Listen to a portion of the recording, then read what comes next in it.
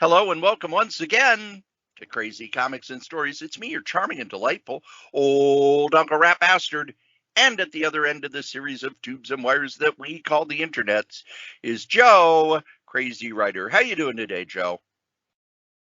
Sadly, the same as last week. Still dizzy, but I'm a functional drunk, or dizzy. So I can drive, I can sit up and do podcasts, I can even read comics. I pulled out the John Byrne Omnibus, read through the first one, I started the second one. That was fun. The other thing that was weird about it is I didn't realize, now everybody in the Marvel Universe has probably met everybody else multiple times, but there were so many times in even reading the Byrne FF that there were times that those characters just hadn't met each other. They're like, oh yeah, this is the first time I believe I've talked with the Vision or met the Vision. I'm like, if you remember, that was that whole pre-trial of Reed Richards, and Reed Richards had made a comment or was thinking about, I said, oh yeah, that's right. Back then they didn't really meet each other. Now it's like every 6 months they meet each other for whoever's got the big ass crossover. So it's kind of fun just rereading it. And like I've talked about before, a lot of times, yeah, I remember the, Thor coming down on Galactus, I say thee nay. But some of the times I miss, you miss the nitty gritty details. I blabbed on about it last week, so I don't want to. This isn't a review episode. I don't want to go on about it. I mean, I do, but I'm not going to. How about you? How are you doing? I went on a quest to dream the impossible dream. Now, Oh, sorry. I worked at the group home that I am assigned to for the first time in 3 years. That's one hell of a quest. Congratulations. Oh, wait a minute. I'm pre-questing. Sorry. And afterward, because Box Day had not happened yet, I drove to Hot Comics Jordan. I bought the last previews. Ooh. But you know what else I bought, Joe? Comic books and candy. Well, the candy store's not open till Mother's Day. Aw. But I did buy a comic book. Ooh, you rebel. Spider-Man #6, the first appearance of Spider-Boy. Spider-Boy. Aren't you buying that run? I read it digitally. Ah. Well, that's a good one to have. So I was going to ask, Joe, last week you said that they were selling for $25 a pop. Yeah. Is this a comic to be slabbed? It depends. Because a lot of times people see Spider-Man #6. What was the character? Spider-Boy? Spider-Boy. Yeah, but that's not the first appearance of Spider-Boy. Cory, do you know the first appearance of Spider-Boy? I do not. Amalgam. Oh! Yep, that's the first actual Spider-Boy. So yeah, but that's a very different character. Not relevant. I'm just looking on the eBays to see if anybody has any slabbed ones yet. Edge of Spider-Verse 3 is Spider-Boy's origin story. Really? Nobody cares. Might be a different Spider-Boy. Here, let me flip this around. There. I see runs of the entire run, of Spider-Man 1 through 7, which is the whole end of the Spider-Verse storyline going for $50. Here's somebody selling a bunch of second prints, which I guess aren't out yet, so don't worry about it. Let's see, where's some more? Nobody else, wow. eBay has none, except in the runs. Wow. That's interesting. If you could conceivably get yours slabbed fast and on the eBays quick, yeah, it would be worth doing it now. Matter of fact, that's a lot of times what people do when a hot comic hits is they want to be the first one to slab it and give it out there. But I'll be willing to bet within a month, maybe. I think that's the turnaround time. I actually talked with Tim from Granite City about slabbing some books. And now that the pre-pandemic glut is kind of lessened, books are starting to turn around, not so much like 6 months. If you could slab it and get it back timely and score that elusive 9.8, it's probably worth doing. It also depends on if Spider-Boy, again, I haven't read issue 7. I don't even know if I have number 6 yet. Did he die, or is he going to show up again? He will show up again with Dan Slott giving his next 3 appearances. Cool. So, yeah, as long as he doesn't cack off. I keep thinking, like, way back, Friendly Neighborhood Spider-Man number 6. I can't even say the name because I don't speak Spanish. But the one big wrestler that's going to show up in the movies, I guess. That seems to hover around $30. So, again, I think a raw copy, if you could find it, I haven't seen them out there if they're still going for $25. Being that Marvel's banging out a second print. So that's kind of interesting, though, how that there's none on the eBays, at least not yet. Let me try a different search here. Spider-Man number 6, Spider-Boy. Dun, dun, dun. Nope, same results. Because if you do Spider-Man 6, you're just going to end up with tons of Spider-Men. I'll keep putzing away. I'll see if I can find anything. I just find it hard to believe there's none on there. But that's not why we're here. No. Wait, we have other reasons? Yes, we're here for previews. Yay. So I think this month we have something I've never seen before, Joe. Conan on the cover? No, you must have seen him on the cover before. Well, not just Conan on the cover, but Conan also on the spine. Ooh. And Conan's not in previews. Nope. They're it's for next month. Conan. Preview. So here you go. Order this book next month. Next month, not now. That's a poor idea. Yeah, unless it's going to be on the cover next month. Because everybody gets all excited. Oh, I want to buy it. And well, if you hype it, and then when it comes out, it's not hyped as much, people will move on. That's why when they do movies, you get the teaser trailer about 6 months out. Then about 3 months out, you get the actual trailer. And then about a month out, you get the TV ads. So the marketing increases. You can't really increase much more than having the cover of previews with your marketing. No, not really. Social media, maybe. But you got to be tied into, who's got this? Titan Comics, Heroic? Titan Comics. Yeah. Now, on the comic side cover is a new Robert Kirkman series. Robert Kirkman and Lorenzo Del Felci, Void Rivals, launch an all-new shared universe. Has there been a shared universe that's actually been a success in the last 30 years?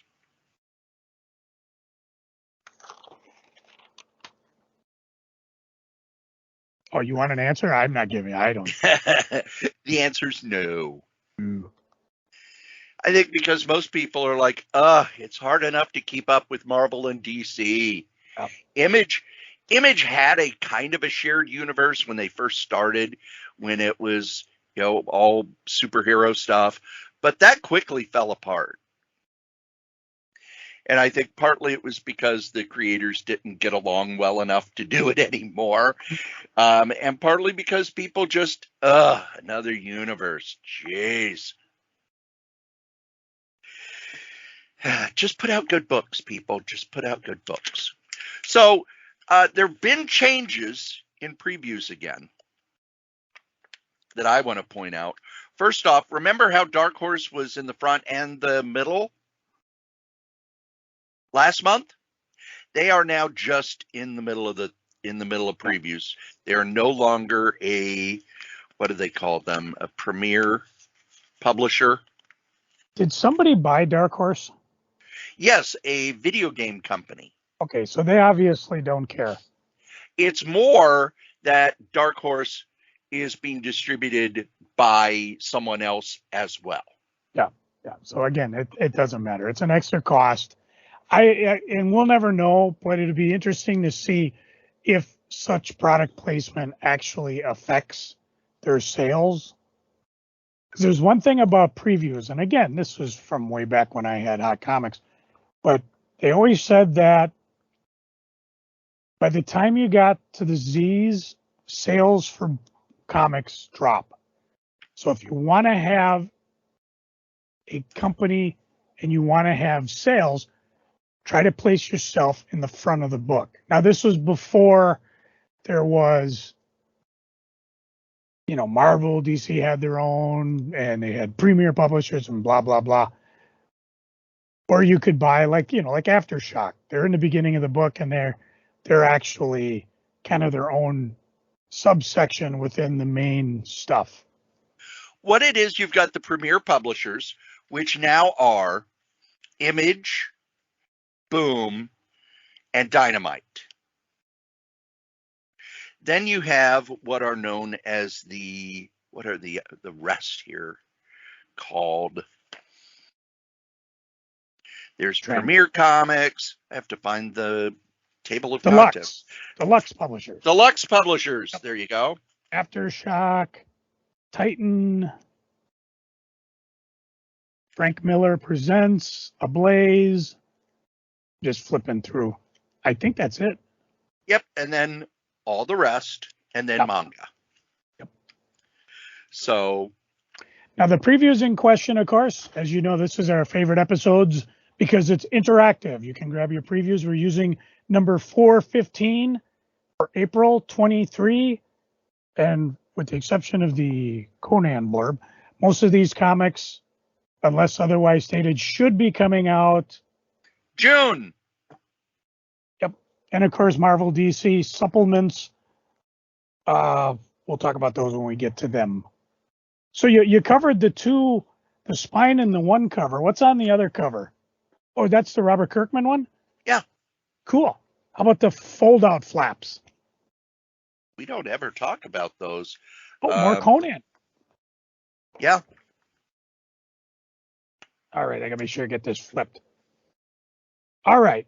Of course, the other thing fun with, let's see what they got. Marked to Death, The Year of the Rat from Bliss on Tap. There's tons of stuff in previews. I mean, one of my favorite portions is when you get to, they usually have a spotlight section where they're talking with a creator and like, what are you reading? What do you like to read? What are you doing? Trying to find who they talk to this month. The most annoying thing, of course, is the what do they call them? Like Reader's Digest used to have 500 of them. The blow card. Yeah. Which is fine. Okay, let's see. Yes, there it is on page 10. Sebastian A. Jones, and he's working on the Untamed. I can't read I didn't bring my readers with me. And it's nice because they talk about what he's working on. Apparently, Tales of Asunda, which is on page 410 of the book. And then what fun titles are you reading? He talks Harriet Tubman, Demon Slayer. I actually saw that for sale at the con I was at over the weekend. The Antagonist by Tyler Martin. Sanya, the Were Spider by Greg L. Elisi. The other thing I love is that they actually have a picture of said creator. Remember years ago, talking with Maggie Thompson of the long-missed Comic Buyer's Guide, and I said, what's amazing is I have no clue what half the creators I know look like.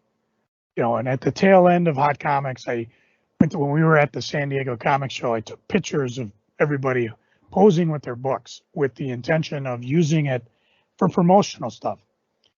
And I still got those around somewhere, but so it's kind of nice to see what somebody looks like. The other thing, they've got a bunch of ads and stuff, but we want to go right to, they got all the free comic book day stuff. But the first publisher is Image. And I'm going to start us off, unless there's something else you want to point out before we get rolling, Cory. Nope. All right. On page 42, congratulations to Eric Larson with Savage Dragon 267. He'll be celebrating 30 years of the ongoing series, which is impressive. And he's got a triple size anniversary issue. And you have a choice between the 100 spectacular page banner or the 70s retro trade dress. And I buy both of them because I like Eric Larson and I support whatever he does. So I just wanted to point that out. That's more of a title I always buy, but I just thought that was impressive. Speaking of the first book I'm going to recommend is on the next page, page 44. In Hell We Fight. This is an action adventure. They blurb it as the bombastic world-building and adventure-seeking of 8 billion genies, paired with the trademark storytelling sharpness of Chew. Because John Layman is doing it. Life in hell ain't easy. Demons try to torture you for all eternity. Monsters want to eat you. There's a stunning lack of reliable indoor plumbing, and it's almost impossible to get ice cream. At least until today, when 3 condemned teens and their annoying tag-along demon frenemy embark on a daring scheme to hijack a demon lord's delivery truck. What happens next will take them on an epic journey across the underworld, an infernal excursion of nonstop excitement and danger. And they've got, what convinced me again were 3 pages of art where they talk about Xavier Waterworld, how he gives a report on frogs. And they said, very thorough, Alexander. It is indeed a very fine report on the subject of natural scientists, but you were supposed to present a book report. Ironic because Alexander hates frogs. And for the next 4 panels, he kicks a frog, he stomps on a frog, he beats a frog, and then one day, way back around 1870 something, on the banks of the mighty Mississippi, F-Full Bills, the frog devil, pulled Xander into the muddy waters below. Okay, you got me sold. Cory, what you got up first for Image? Well, I'm not going to be picking it up, but I do want to point out Battle Chasers number 10. That's right, Battle Chasers number has 10. Returned. I know, after... Okay, let's see if Cory knows. Cory, when did Battle Chasers 9 come out? Oh, it has to be 20 years ago. 1998. Yeah, okay. Yep. 25 years ago. Now, rumoredly, Battle Chasers 10 was released in overseas somewhere, but I've never seen it. I've seen copies of the aforementioned Sgt. Pepper Lonely Hearts Club Band Marvel Super Special, but I've never seen the Battle Chasers. So, but here you go. Wake up all your friends and neighbors who have probably dozed off since I sold my comic shop way back in 2001. Battle Chasers is back. This time it's only being written by Joe Madura. It's being drawn by Lud Lalabi. On page 52. It's a fantasy series. They do have the trade paperbacks that all tie into it being offered again. And if you're really clever in your dollar books at shops that have been around, you could probably find all these books. I know that's how I found them. But I don't buy anything till we get to the trade paperbacks. Well, then I'll mention on page 48 the aforementioned Robert Kirkman story, Void Rivals. And war rages around the sacred ring where the last remnants of 2 worlds have collapsed around a black hole in a never-ending war. However, when pilot Derek and his rival Solila both crash on a desolate planet, these 2 enemies must find a way to escape together. But are they alone on this strange planet? And what dark forces await that threaten the entire universe. This is action, adventure, science fiction, and they claim it's the most anticipated new series of the year for fans of saga and Star Wars. And if you know Robert Kirkman's stuff, you're going to enjoy it. Two small pages of art, and then on page 50, 51, you get a couple big pages. So again, I'm with Cory on this one. I mentioned this because it looks good. I will probably pick it up as a trade. Now, it also says that there's a surprise you won't see coming. Surprise! So it's a shared universe, and it starts in outer space. How much you want to bet it ties into Invincible? I wouldn't see that coming. For me, if you go to page 70, the first volume of Junkyard Joe, which is the new Jeff Johns Gary Frank series, which I bought. This is part of his superhero line at Image. I am buying it as trade paperbacks because it's Jeff Johns, and it's really weird that his stuff for Image comes out on time for the most part, but his stuff at DC is delayed and delayed and delayed and delayed and delayed. I blame DC. Also, if you look on the opposite page, yes. Megaton Archives. This was a comic back in the early 80s. It was where Eric Larson, Rob Liefeld, Butch Geist, Mark Gustovich, Angel Medina, and many others, Clark Hawbaker, whose art I like, but he doesn't draw much anymore. This is where all of them got their start. It ran from 1981 to 1987. The Savage Dragon first appeared here. Youngblood first appeared here.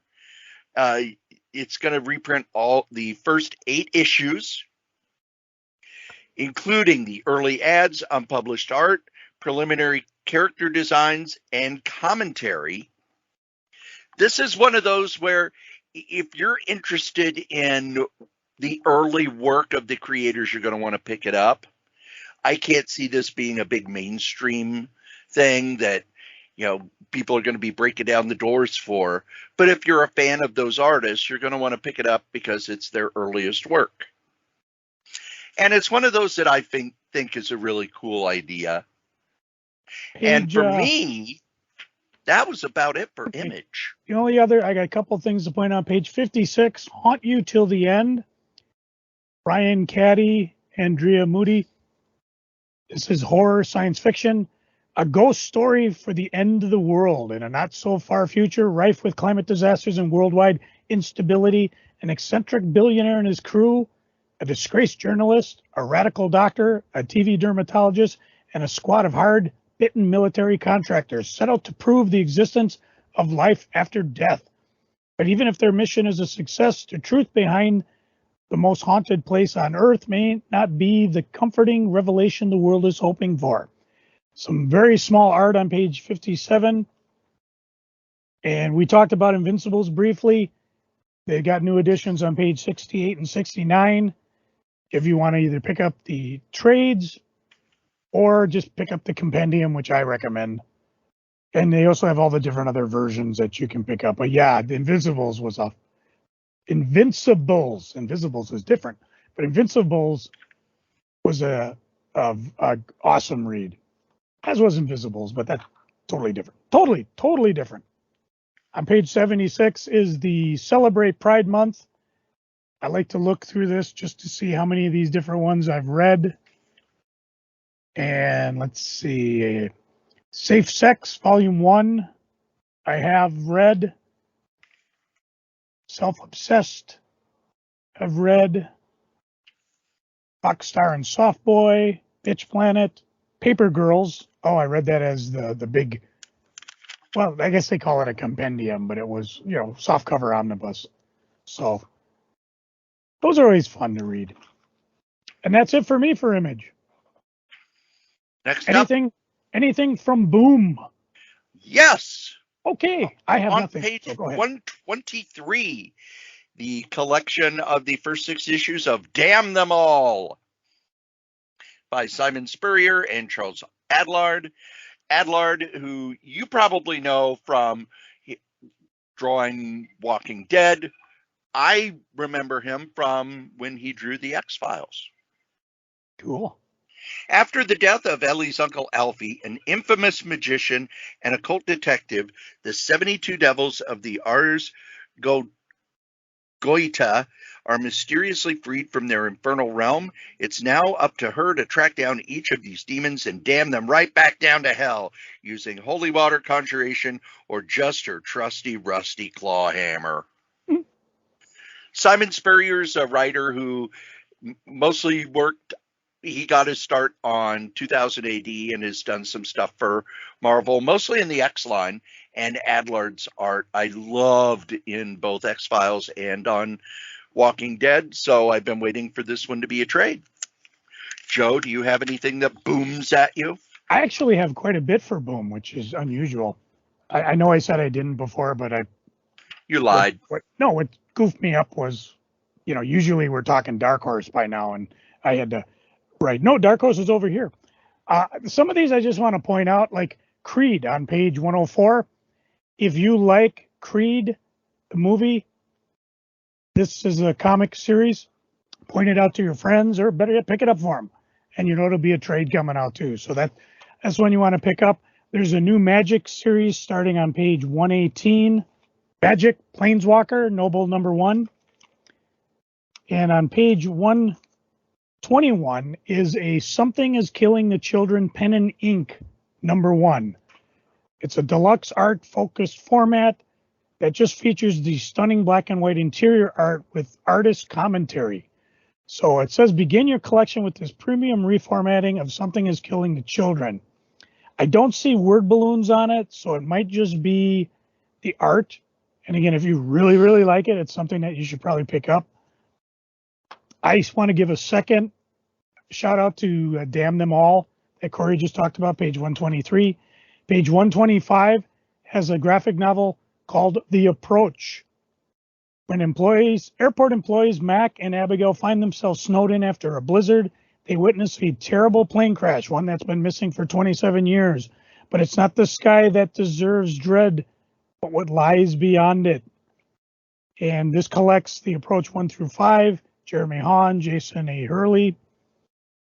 And it caught my attention, actually sounds really interesting. As does on page 126, Specs. Small town, Ohio, 1986. All Kenny and Ted want is to not feel like outcasts. What happens when a pair of X-ray glasses mysteriously appears? The magic specs open a world of possibilities for these misfit teens through the granting of literal wishes. Things start out innocent, but when they wish that their bully would disappear, things take a cursed turn with far darker consequences than they thought possible. So, actually, there's 3 graphic novels right in a row from Boom. Again, I'll have to total them up and see what I can pick up. Other than that, that's it for me. And next up, the last of our premier publishers is Dynamite. Dynamite. Do you have anything? I do not. All right, I will go through things. A lot of these are things I point out, like if you were a fan of Vampirella, page 132 has Victory #1. And apparently, this is Vampirella's 50th anniversary. And she showed up somewhere along the line because this apparently is Vampirella's lover. And no, this is from her 50th anniversary. I was thinking, no, Vampirella came out in 1969. Yeah. I see how it reads. So, but anyways, if you're into that, you want to check it out. A lot of different variant covers. Page 136 has an interview with the creators team. If you like Betty Page, there's a new #1 starting. Lots of different variant covers, including some limited version variant covers by Joseph Michael Linsner. There's a Dynamite metal premium cover, which are really cool if you can ever pick one up. Photo black bag, which usually means one of her racier photos. If you're not quite sure if you want it, check on page 141. Let's see if I say her name right. Mirka and Doffel. She's talking about writing the series, so check it out. Cory, do you play the video game Starfinder? I do not. I don't either, but if you do, check out page 142, Starfinder, Angels of the Drift. And on page 144, original Starfinder director and series writer is interviewed. He's also writing it. So, let's see, on page 150, I want to point out that Gargoyles number 7 brings back, I only know her because it was one of the hottest action figures when they first came out, Demona. She's back. And if you've waited to jump on board with Gargoyles, they're saying this is a perfect spot to jump in. Tons of variant covers to choose from, including the limited version covers. Some of them are shown on the next couple of pages. And finally, my favorite part on page 186, 187, these are the extra fun things that I think Dynamite does that if I had a comic store, I'd be picking up. So this month, they're doing a lot of hardcovers. There's a Karma, Michael DePascal, what's the name of it? But it's a topless limited hardcover. They made 1,000. They only got 500 to sell. Underneath it, it's Army of Darkness versus Reanimator, Necronomicon, Rising. If you know either of these, probably know it's good. Across from it is a Miss Fury Joy Division trade paperback. Same thing, 550 copies made, 250 left. There's a Lady Hell trade paperback. So some of those are kind of interesting. I don't know if they'll be worth anything, but it's kind of interesting the way they market it. There's only 500 left. Ooh, only 250 left. So this is your last chance. And that's it for Dynamite. Now, into the deluxe publishers. Anything from Aftershock? Well, shouldn't we go to DC and Marvel? If you want to, they're sort of premier, I suppose. All right, let me switch, which is basically grab the DC Connect, which is issue number 35 for April 2023. Which means that DC switched up their distribution 35 months ago. Yay. Not for me. All right, let's start. Yeah, retailers are like, whatever, guys. Page 2, a book that caught my attention, mostly because I saw it was written by Tom King. The Penguin. After retiring to Metropolis following his death, Oswald Cobblepot finds himself forced back into the unpredictable and violent Gotham City underworld as a pawn for the United States intelligence community. Gotham's criminal elements has been evolving since he was last in the city, with his bastard twin children ruling the Iceberg Lounge. And what of the man he framed for his death? Batman? Is Penguin walking into a death sentence? Well, probably not. But across from it is also Penguin number 0, which apparently, let's see, what's it? This is a reprint. Okay. This is a reprint of the backup stories from Batman. Which is good for me because I haven't read any Batman. I didn't even know Penguin was sick. So, again, if you have Batman, you don't need it, but it does collect Batman 125 through 126. Catwoman basically carrying out the Departed's last wishes. Some of the variant covers are shown. That Brian Boland one looks pretty bizarre. So, that's the first thing for DC for me. How about you, Cory? What you got? The first half of the book is made up of the Dawn of DC promotion, which is kind of, okay, we had another crisis. No new number ones. However, both Flash 800 and Wonder Woman 800 are kind of going to act as, here's your new creative team, kind of their reset. So with Flash number 800, it's a 42-page book, which is weird because remember they did the 80th anniversary books a couple of years ago, and they were 100-pagers. I wonder if they decided on that not to do it, because what I found happened is a lot of shops ordered tons of these, and they liquidated the crap out of them. It very well could be. I didn't order the regular comic because they then put out a hardcover with extra stories of those. So I doubt they're going to do it with this. But remember, they did it with Detective Comics 1000, Action Comics 1000, on and on. The Flash book is written by Jeremy Adams, who's the current writer, Jeff Johns, Mark Waid, Josh Williams, and I believe Josh Williams is the person taking over. No, Simon Spurrier and Mike Diodato are taking over. So this wraps up all of the Jeremy Adams, as well as having short stories from Mark Waid and Jeff Johns. The Wonder Woman, let's see here.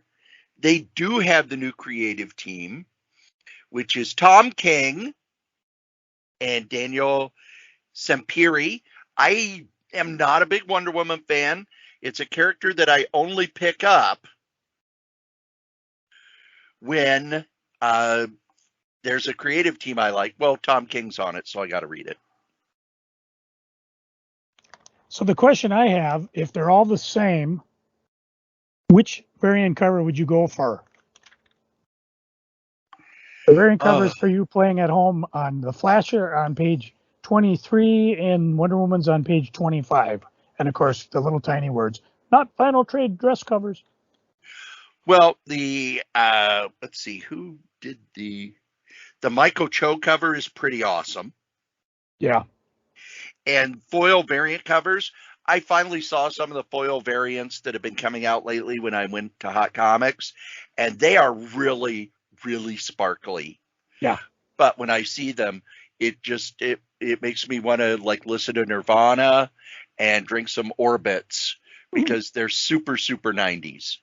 Yeah. But I would probably go with the Michael Cho because to me, that's the most visually interesting. And then with Wonder Woman, I'm torn between Boland or Campbell. Yeah. I mean, I'd like to get the swimsuit variant cover, by Mike Allred, but I have to see if that's going to be like an extra cost or is that just one of those? Yeah, if it's a special cost, I wouldn't get it. The Wonder Woman one looks interesting with the special foil, like you said, but yeah, that's $7.99, and the book itself is $5.99. So if you like foil for $2, foil sell. I have nothing else comic-wise that I'm interested in. Anything else for you?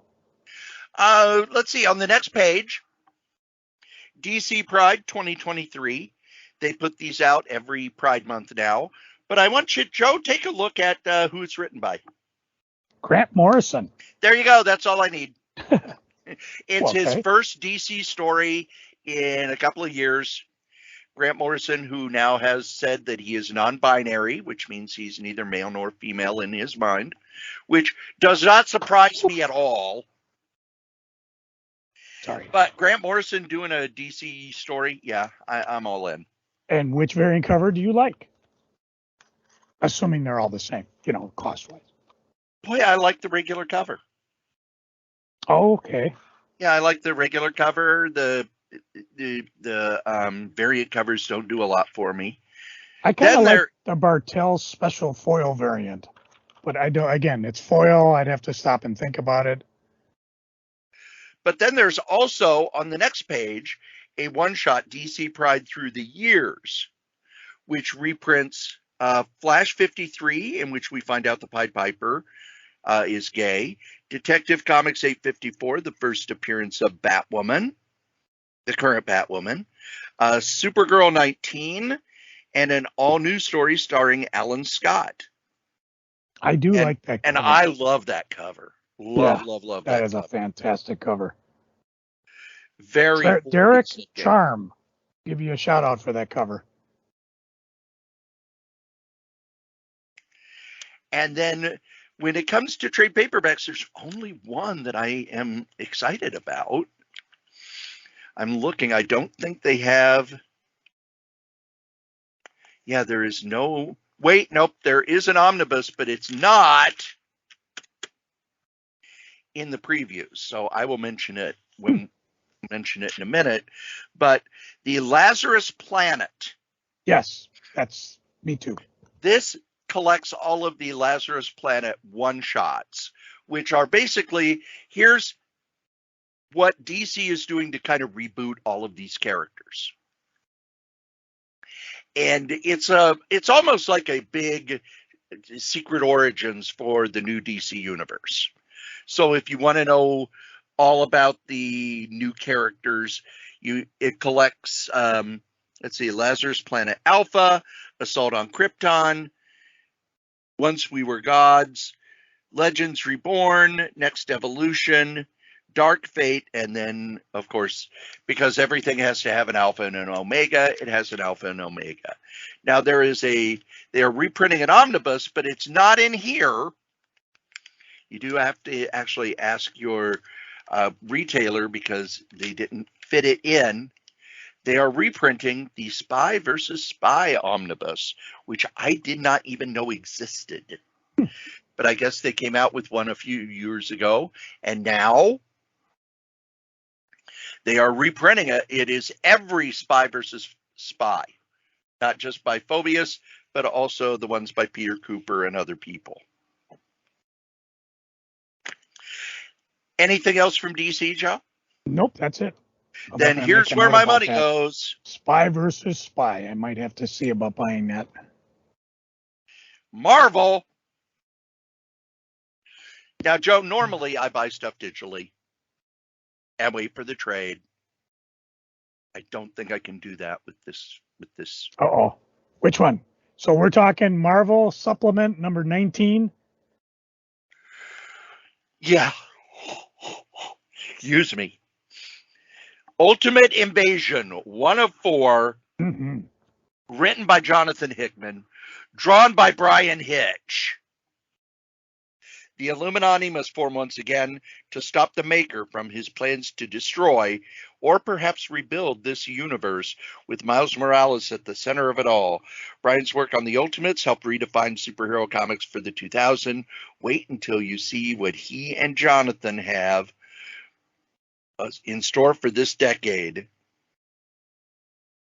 And you know what's funny is I just finished reading, as I said, the John Byrne Alpha Flight crossover with a different master. So, well, the master, it's the Maker. He's not the master, he's the Maker. And what it is, it's the evil Reed Richards from the Ultimate Universe. He's got that dumb helmet on. And I love how they made him evil, which is basically after they did the first story arc. Somebody at Marvel said, yeah, when you read about Reed Richards' origin, it comes off as a villain. And they decided that they would very slowly turn him into the ultimate villain in the Ultimate Universe. And Hickman was very, very in love with that idea. So now he's going to play with it. And because it's Jonathan Hickman, you know that I'll love it. Oh, yeah. There is a new Hulk #1. Yep, I'm on that. It's by Philip Kennedy Johnson and Nick Klein. Philip Kennedy Johnson, I don't think he's written a mainstream superhero book before. He's best known for the Alien series at Marvel. Then the next #1 is Black Panther #1 by Eve Ewing and Chris Allen.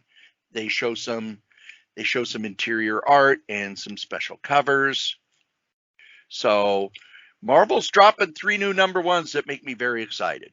Joe, what do you got? On the next page, Loki 1 of 4, because I like miniseries. And this is Loki saves the Marvel Universe. So he may have been the benevolent god of stories now, but Loki's past as the god of lies returned to haunt him. An ancient, powerful weapon he once built ends up scattered across the 10 realms. He must track down these weapons before they fall into the wrong hands and bring about Ragnarok. So they say guest stars galore, exciting new characters, startling twists. Await this all-new miniseries by Dan Watters and Jermaine Peralta. I couldn't pronounce it. And if you didn't like Kelly Thompson's run of Captain Marvel, you definitely don't want to buy page 14. Because that's the final issue of his historic run. All I know is I'm looking forward to the omnibus. Because I picked this up in the beginning, and then I let it lapse, and then I'm like, oh, this is actually pretty good. Well, and you know how Spider-Man is going to have the the most shocking story in 50 years. Mm-hmm. We get on page 24 facsimile editions of Amazing Spider-Man 121 and 122, which are the death of Gwen Stacy. Yep. On page... Wait, are we in the graphic novels yet? No, that's just page 24. Oh, yeah. No, I had down page 40. Sons of Origin of Marvel Comics. It's a Marvel Tales, which will have, let's see, the Incredible Hulk, Journey into Mystery, which is Thor, Tales of Suspense for Iron Man, Strange Tales for Doctor Strange, and Daredevil 1.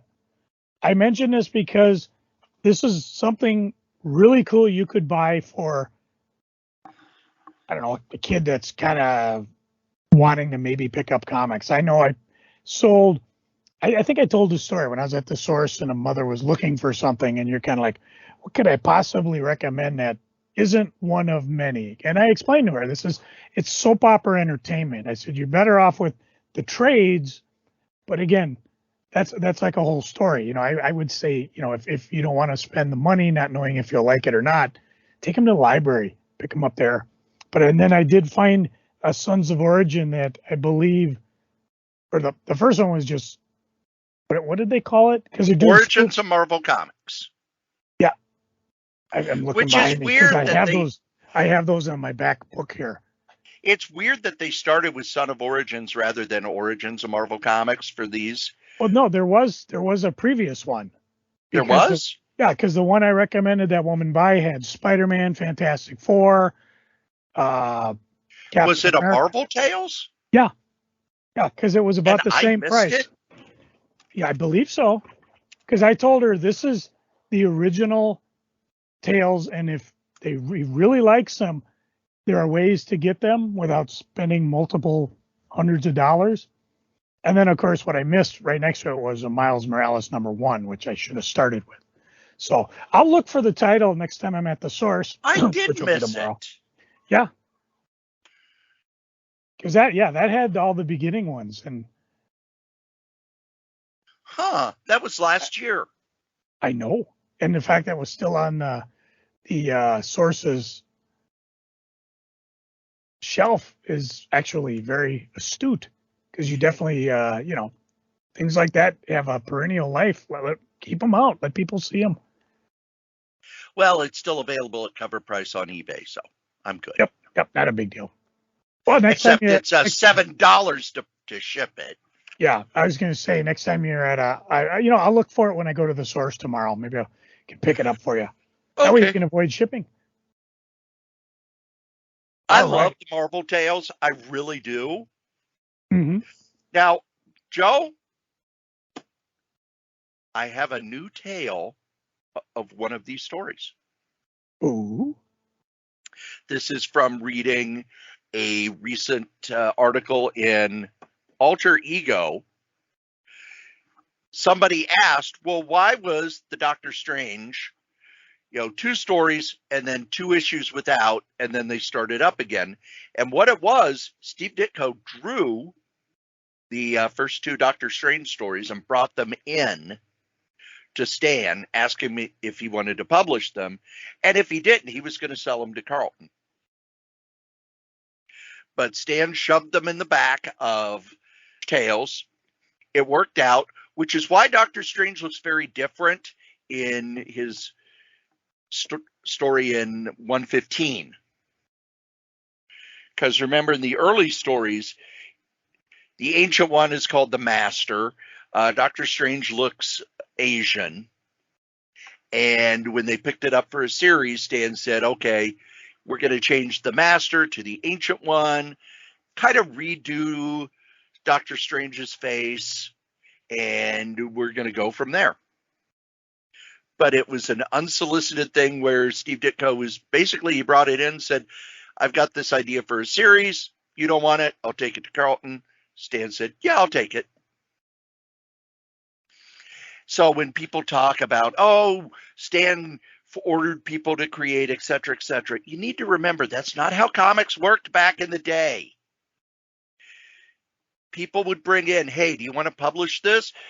Looking for a job.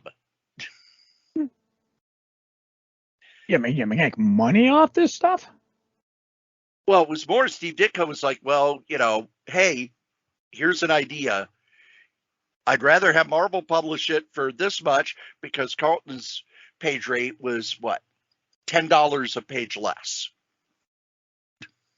So he wanted Marvel to publish it so he could get more per page. So there you go. Let's see, on page 42, we have Marvel's annual Pride book. Covered by Amy Reeder, but a lot of the creators listed are people I don't know that well. But I like anthology books because that's how you get to know people. Call in, we'll interview you. We'll get everybody to know you. But we don't have Operators are stranding by. And they are because we don't have any phones. And we don't pay them to sit. No. Joe, what else do you have? I have nothing comic-wise. So why don't you go ahead and start into into where my money goes? Collected editions, yes.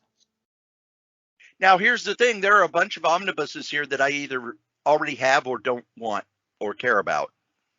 So I'm going to be skipping around a little bit. Yeah. I will, however, be picking up Black Panther by Christopher Priest Omnibus 2, which finishes off his run on Black Panther, which was started as part of Marvel Knights. And to this day is still the longest running Black Panther series. It went 62 issues, was written by Christopher Priest, drawn mostly by Jim Calafiore, Sal Velluto, but there's also art by George Lucas, Dan Fraga, Patrick Zurcher, and others. Then on the next page is New Warriors Classic, Omnibus Volume 3. And if you look, there is the Scarlet Spider on the cover. And the reason for that was when Marvel did the Marvolution, which everybody at Marvel called Marvel Execution because it ended up with a lot of people getting let go. What it was, Marvel kind of split itself into 5 little tiny publishing companies, each with an editor. And what nobody knew at the time was whichever editor's book sold the best would be promoted to editor-in-chief. That is why we got Bob Harris as Marvel editor-in-chief, because the X-Men sold the best. But the New Warriors was put with the Spider-Man books. So Scarlet Spider was put front and center on the New Warriors as the New Warrior sales were dropping. This reprints, let's see here, New Warriors 64 to 75, the Justice miniseries, the last 2 issues of Nova, the issues of Spider-Man that tied in with Scarlet Spider joining the New Warriors, a Venom series that crossed over into it, and some stuff from Marvel Comics Presents. This wraps up the New Warriors. And, when you look at the creator list, it's like, I can see why. Because it's, okay, Evan Skolnick, Dwight Coe, Fabian Nicieza, Todd DeFalco, Todd DeZago, Ed Lazelleria. It was just, during this time at Marvel, it was just chaos. A lot of books were written by whoever was in the office. And New Warriors became very much a part of that, where after Fabian Nicieza left, there wasn't a lot of focus. It just kind of, well, maybe it'll sell if we do this. But one thing they didn't do is have a regular creative team on it. So I'm picking it up because I enjoyed that series and I like wrapping it up. We also have a pair of 2099 omnibuses. There is the Spider-Man 2099 Omnibus Volume 2, which finishes up the original series, as well as the 2014 and 2015 series, the Captain Marvel storyline that was a part of it, the Superior Spider-Man that was a part of it, the Secret Wars 2099. Remember, in Secret Wars, there were all the battle zones, and one of them was a 2099 battle zone. So if you bought the first volume, you pretty much got all of the original series. This is all the stuff they did after. But on the next page is the X-Men 2099 omnibus, which was mostly written by John Francis Moore and drawn by Ron Lim. Of course, a whole bunch of other people worked on it. This is the entire run, 1 through 35, as well as the tie-ins. And the X Nation 2099, which was supposed to be a spin-off series, but ended up lasting only 4 issues because the 2099 universe collapsed. In the Marvel Remasterworks, we've got X-Men Volume 2. Then for the regular Masterworks, we've got Tomb of Dracula number 3.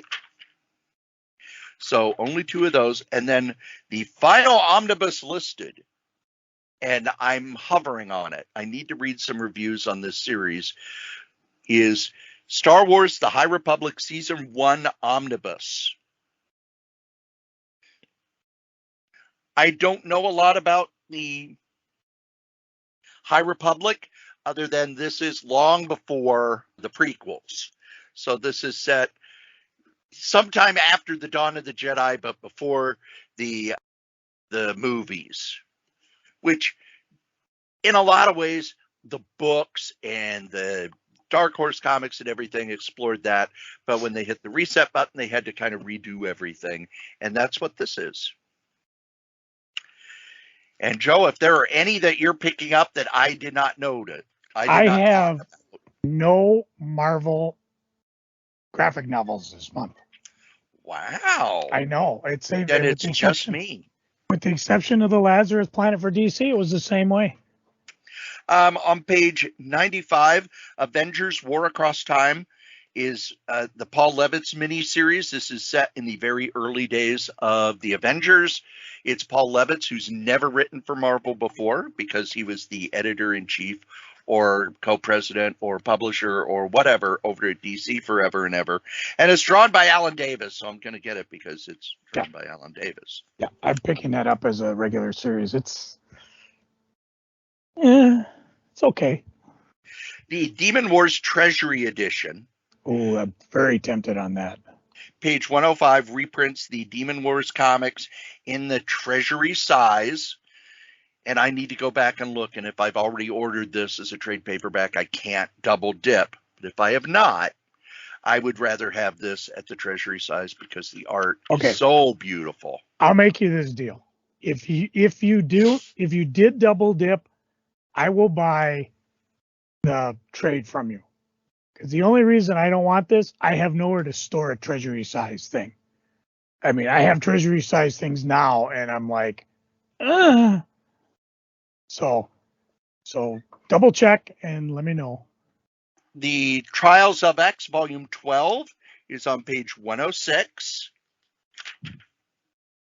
And then when we get to the Epic Collections, the Epic Collection for Spider-Man, number 9, this is Spider-Man 143 through 164, which is odd because issue 164 was the first one. No, 163 was the first one that I picked up off the newsstands. But this is everything. This is the original Clone Saga. Mighty Thor gets a new printing of number 17, which is Thor 401 to 418. There is a new Daredevil, which is the Daredevil, 312 to 318. And you're thinking, wow, that's not a lot of issues for an epic. It also has the annual number 9, the Daredevil Black Widow graphic novel, and then one of the greatest miniseries ever, Daredevil Man Without Fear, which was written by Frank Miller and drawn by John Romita Jr. I wish that they were putting that out in its own book, but it's going to be part of this epic collection. We then get a Thunderbolts epic collection. So if you wanted to read the Thunderbolts, but man, that price of that omnibus was too high, here you go. There's a Thunderbolts epic collection, which has their first appearances in Thor, the first 12 issues of Thunderbolts, the Incredible Hulk issue they're in, the Spider-Man team up they're in, the Heroes for Hire they're in. On the next page is another Thor. This is a new one. This is Hell on Earth, which is number 22. This was the Roy Thomas run from 476 to 490. And then a reprint of the Fate of the Phoenix X-Men Epic Collection, which is number 7, which is Uncanny X-Men 129 to 143. So that's up until Byrne's last issue. So many classic stories in this. You've got the Fate of the Phoenix. You've got the Days of Future Past. You have Kitty Pryde versus an alien. Oh, I'm sorry, it's a Brood. And then that is all. But wait, there's more. Cory, I want you to pick up your previews catalog. And page. I forgot one, Joe. I What's forgot that? one. And this is one that if you don't have it, you need to buy it. This is on page 116, Thor the Mighty Avenger, written by Roger Landridge, drawn by Chris Samney. This was a second Thor series that slipped under the radar, did not last, and is the best Thor story in the last 20 years. So if we miss it, you'll be Thory. This is Edgar and Harvey Award-nominated Roger Landridge and artist Chris Samney reimagine the God of Thunder, thrill as Thor faces the mischievous machinations of his adopted brother Loki, battles robots, etc., etc. This were Roger Landridge wrote so many great comics that were aimed at kids. Chris Samney went on to become Chris Samney, who is a superstar artist. This was kind of his first work at Marvel. This is an amazing book. I have yet to hear anybody who's read it and not said that they loved it. Now we could go back to the regular previews. Yeah, but there's more for Marvel. Oh, really? So grab your previews and go to page 461, way in the back, because there's a new Spider-Man in town, and he's got a lot to learn about being a hero. Oh, this is Through the Viz series. There are 2 Japanese manga-ish offerings for Marvel characters. The first one is Spider-Man Fake Red. And again, this is Spider-Man in the manga style. Everything changes for you when he finds one of Spider-Man's costumes abandoned in an alleyway. At first, it's fun to put on the costume and play hero, but when powerful enemies start to appear, you quickly realize he's out of his element. Still, with Spider-Man nowhere to be found, the city needs someone to save it. And underneath it, all I have to say is snicked. Wolverine stands as the lone hope of the few remaining humans in a desolate wasteland. So this is from, I'm not even going to try to pronounce this person, but he's Tusami Nahi, bringing his signature style to bear on the iconic X-Men. Took Wolverine to a darker, more terrifying dimension, presented here in a deluxe edition. These 2 look amazing. So again, check it out. Way back on page 461 in the manga section. We don't normally go through manga much, but I definitely need to point that out to all my Marvelites. What did we got? True believers. That's what Stan used to call us. The Mighty Marvel Marching Society of Foom and Wham! Wild Agents of Marvel. Anyways, now we do the rest of previews. I hope Paul Harvey's errors don't sue. All right. I will start us off. So we're back in the previews.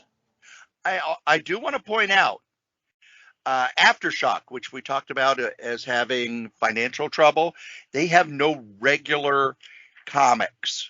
They have 2 new trade paperbacks, and then the rest of their pages are spotlighting their backstock. Yeah. So check it out, because they do an interesting thing. I was like, page 194, Spotlight Garth Ennis. Page 196, Steve Orlando. Page 198, Cullen Brunn. That goes Margaret Burnett. So that's the way to go. We're going to roll in. I'm going to roll into Titan. It's on page 219. Dun, dun, dun. Star Trek, The Illustrated Oral History, the original cast. It's a hardcover. The original cast and crew of Gene Roddenberry's Star Trek discussed the making of the iconic shows and film in this fully illustrated collector's edition. The illustrated book compiles years of, they said, unmissable, that'd be immiscible, content with exclusive new features, interviews from everybody: William Shatner, Leonard Nimoy, DeForest Kelley, Michelle Nicole, George Takei, Walter Koenig, James Doohan. So if you're a Star Trek fan, this one looks really good. It's not on sale till September. You can order it now. Joe, go back to page 210. 210. From Hard Case Crime, an original graphic novel, Noir Burlesque by Enrico Marini. An atmospheric violent crime caper set in 1950s New York, with everything from femme fatales to double crosses. A heist gone wrong forces Slick to do a job for his employer Rex to repay the debt he owns. But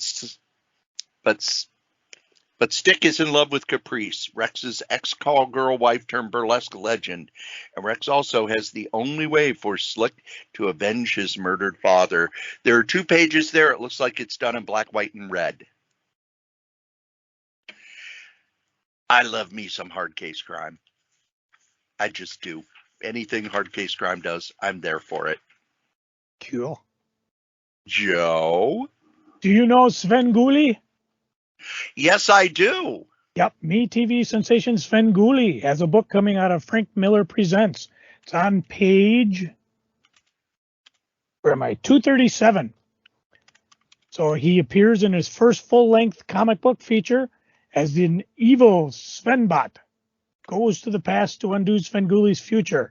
Learn the secrets behind Sven and his crazy cast of friends. You can buy this at your local store, and remember, no personal checks. It's a general audience horror comedy, and it looks to be pretty good. Let's see, Rich Colts, Jim Rochette, Chris Fullen. Rick Cos is Sven Gulli. Yep. Chris Jones, Joe Thompson, Art Bazatar, and Franco do the art. And a couple variant covers, both of theirs, so you can choose what you want. All good Chicago artists, by the way. Mm-hmm. Because Sven Gulli is out of Chicago. This is they've been doing this big anniversary thing. It's what it is, if you don't know Sven Gulli, and a lot of people don't, he has been a horror host, and he's probably the last horror host standing in Chicago for years and years and years. There was a gap from the 80s to I don't know when. Like, I'm not completely well versed. But the horror host thing was really big in the 60s, kind of faded in the 70s. By the 80s, it was over. And what it was, these local channels would buy these packages of horror movies. Like there was the Universal Pack, which had all the original Dracula, Frankenstein, et cetera, and then by the time we got to the 70s, they were priced so far out of range that local places were then buying the Roger Corman, Attack of the Giant Leeches type thing. But they would have a local host to introduce them and make jokes and show letters from kids. And Sven Gulli was one of the guys who did that. Then when MeTV started up, they started running his show out of Chicago on MeTV, where he would do the same sort of shtick on Saturday nights. And by the time we got to 2019, it was pulling in 1 million viewers on Saturday nights. Now, Joe, you know about MeTV and all those other what they call digital channels, which are basically, they just show reruns. And they're, here in the Twin Cities, what is it? Like 11.2 or something. What it is, it's a channel you could pick up. Now that we have digital, they can squeeze more channels in. So channel 11 has 5 different channels, and channel 9 has 7, on and on. And they would pick up these syndicated channels. And MeTV, normally they're showing Andy Griffith reruns and MASH reruns. And, they're really happy if they get an audience of 100,000 people for one of their shows. The fact that Sven Gulli is pulling 1 million viewers is amazing. It is beating Fox on Saturday nights. It's beating CBS on Saturday nights. It's getting better ratings than 2 of the 4 networks on a Saturday night. So if you don't know Svengoolie, it's available if you watch BTV on Saturday nights, and this is a really cool tie-in to it. Let's see, do I have anything in the Frank Miller line? No, I'm waiting for the collection for Ronin. Also, they are kind of reformatting some of their books. So let's see. Ronin issue 3, the Frank Miller variant will no longer be a ratio variant. Also inside the issue will begin featuring Frank's original layouts for that issue. So they're kind of upping their game a little bit. They talk about how it's growing pains, but I think it's more, okay, we need to do something to stand out a little more in this market. Yep. Joe, what you got next? I'm mentioning this, I have it in a collection, but at Abstract Studios, Terry Moore is reformatting Strangers in Paradise, and his first volume is out. Because what he's doing is a brand new update, 4 volumes. And trying to see, blah, blah, blah, blah, blah. It's, Strangers in Paradise, I enjoyed it. My daughters enjoyed it.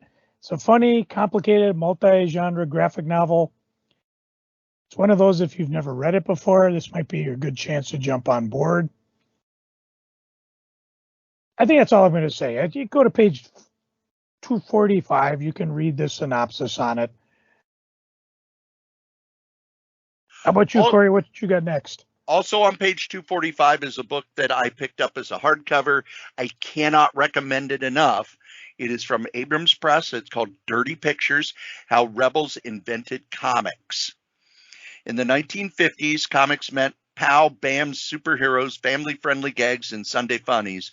But in the 60s, inspired by those strips and the satire of Mad, a new generation of creators set out to subvert the medium, and with it, American culture. Their comics, spelled with an X, it's about underground comics. It is a really good history of the phenomena.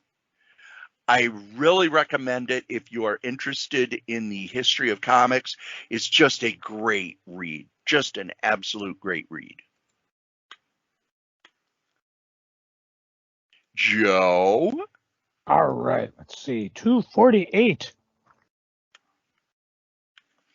Razor's Edge one-shot. I point this out because there seems to be a lot of things that were real popular back when I owned a comic store making their return. And we've talked about Megaton already. Strangers in Paradise is kind of reaching to that. Here's Razor. Razor was a character. I don't even know who created it, but Cory, tell the folks who was the major character that debuted in Razor Annual #1. Oh gosh, wasn't it she? You are correct. Give that boy a thinking grenade. I get a shiny new dime.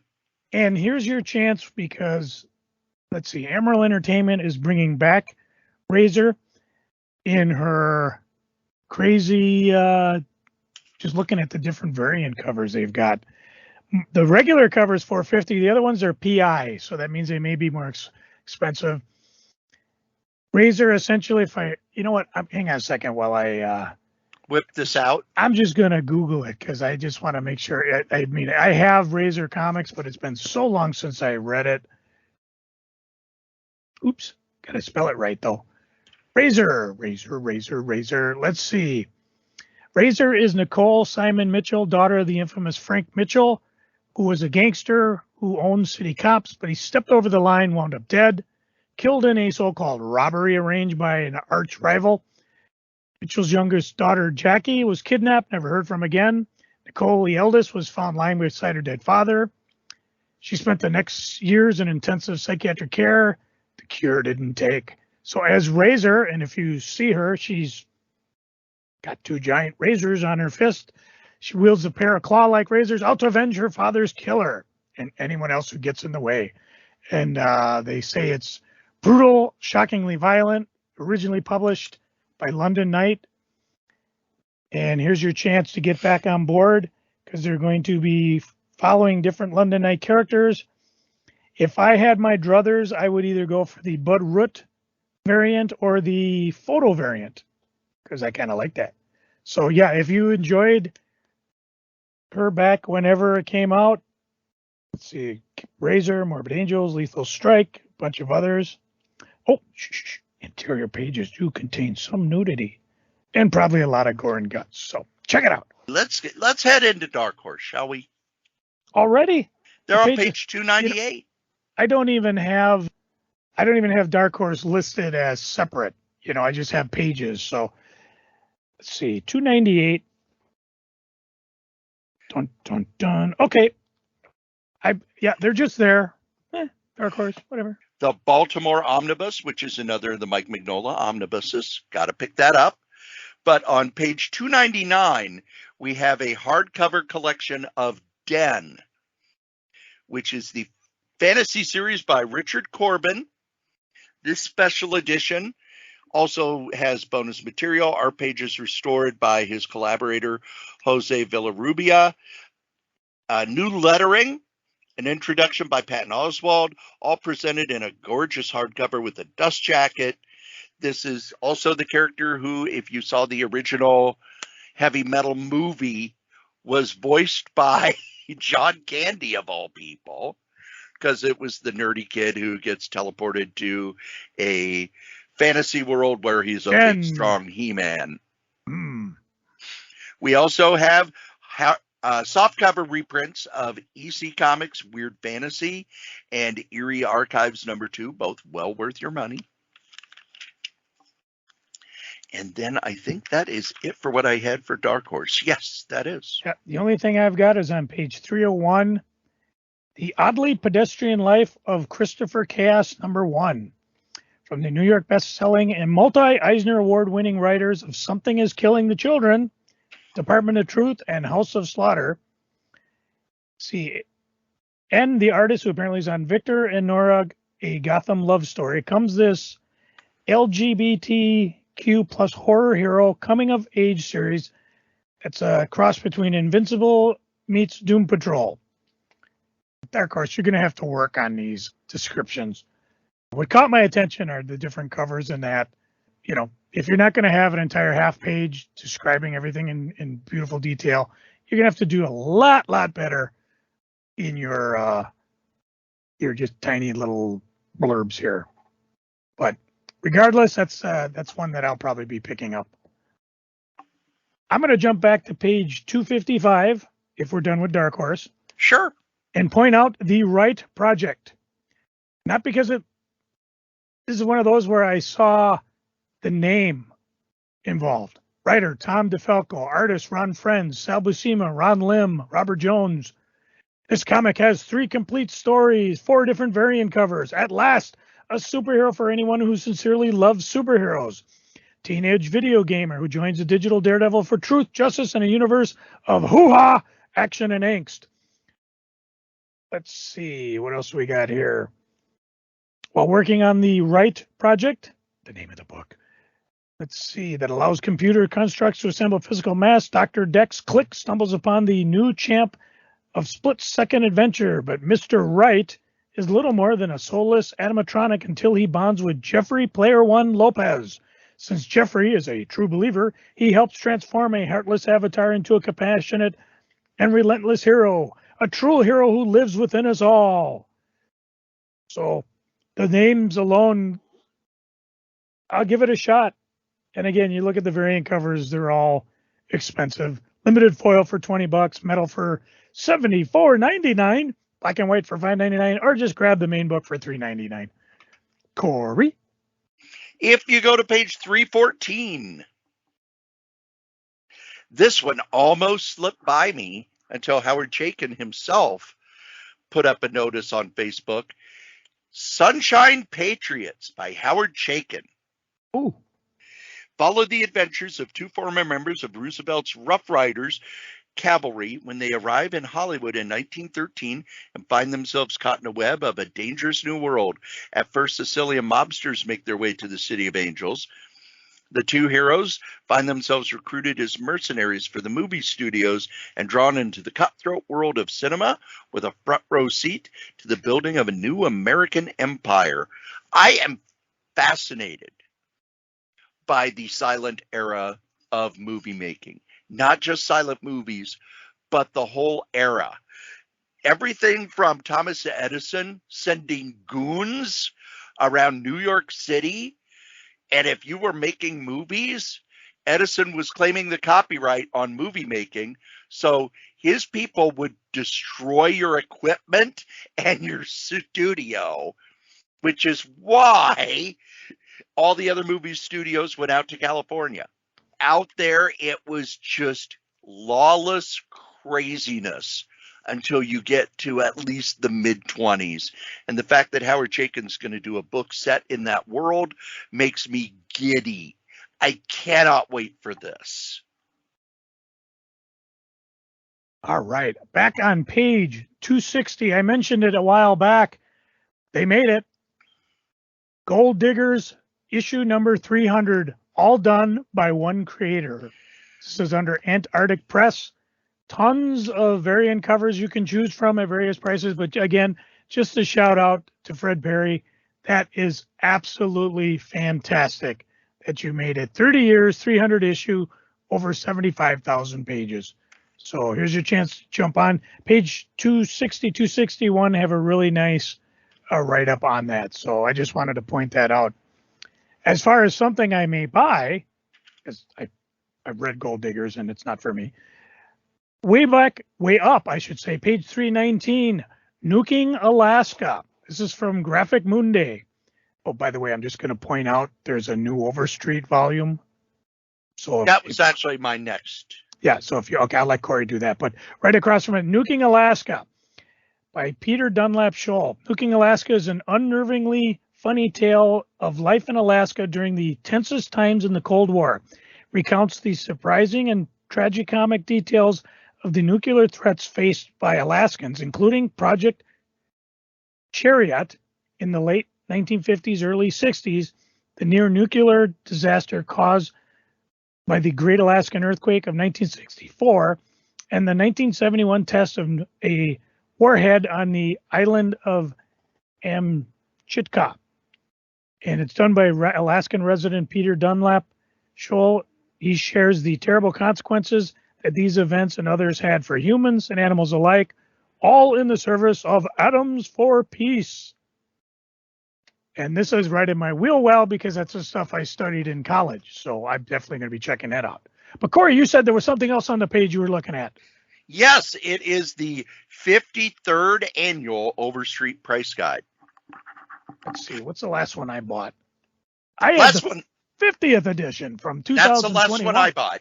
Yep. And I used to buy this every year as well, but I've kind of, because so much information's available on the internet and because the articles in Overstreet are not aimed at me anymore. Now, if you are a newer collector or, if you haven't been reading comics and comic publications and stuff like that since 1976, the stuff in here is probably new to you. But for me, it's something I only need to buy every few years to get updates on prices on older stuff, research on older series. But a lot of this is available now on comics.org or the different public domain sites I go to. But Overstreet is the 800-pound gorilla in the market. They have outlasted everyone. I remember for the longest time, people in the 90s, no reason to have Overstreet now, we got Wizard.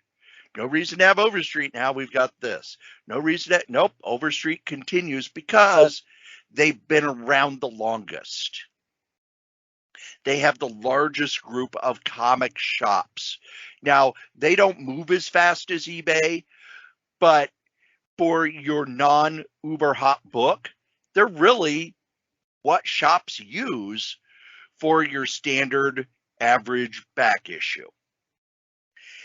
The covers this time are The Avengers and Death Dealer, which I find pretty weird because the Death Dealer comic's only been around for a little bit, but I guess maybe they didn't want to do a DC cover. And then the big book is a much bigger version of it that is spiral bound. And Joe used to have those in the shop. They are great for being a checklist. Yes. Which is, I think, what they're made for.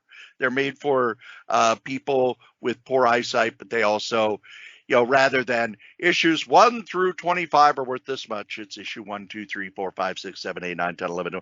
So you can check off the ones you have. Or what I've been meaning to do, because I have a big one lying around here somewhere, check off the books we've talked about.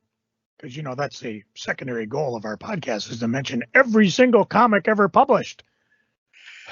Whew. Yep. I don't think it's going to happen.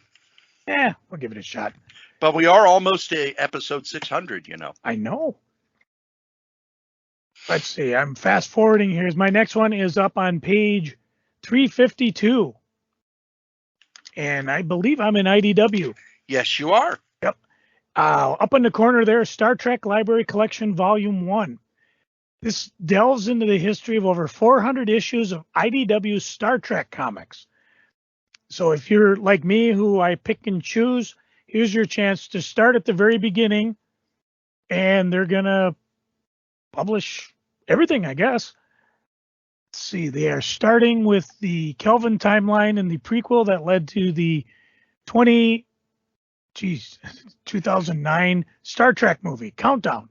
And I remember reading that because that kind of covered what happened in the Prime universe going into the Kelvin universe and the mysterious origins of Nero.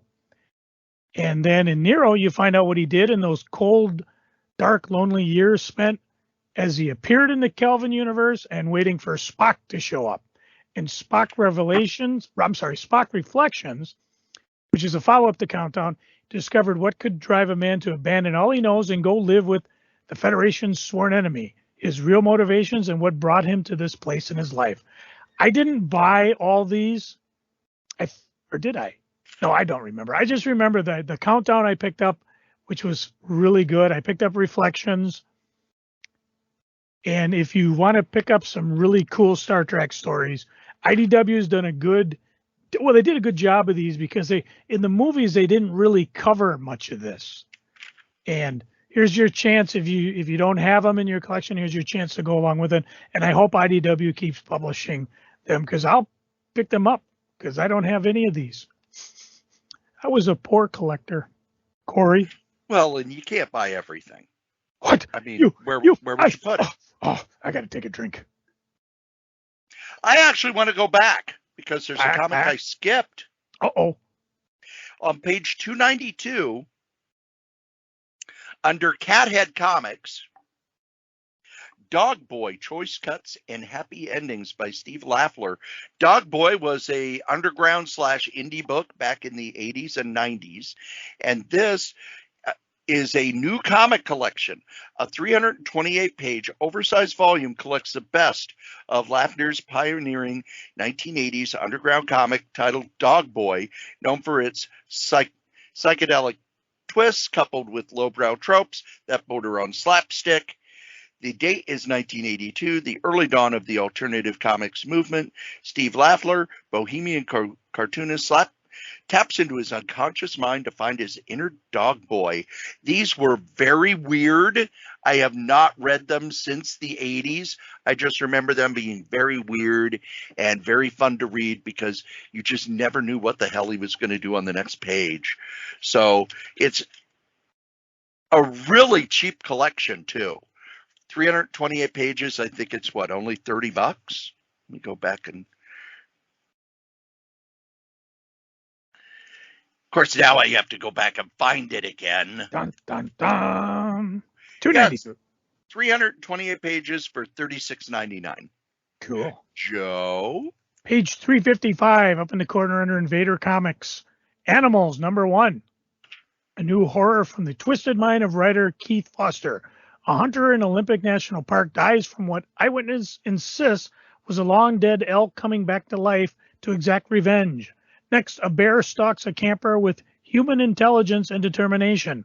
Animals are killing people, and it's up to Sheriff Jack Bertrand to figure out why. Only 2 issues of this one, so I think I'm on board for both of them. Cory? I think I know why animals are killing humans.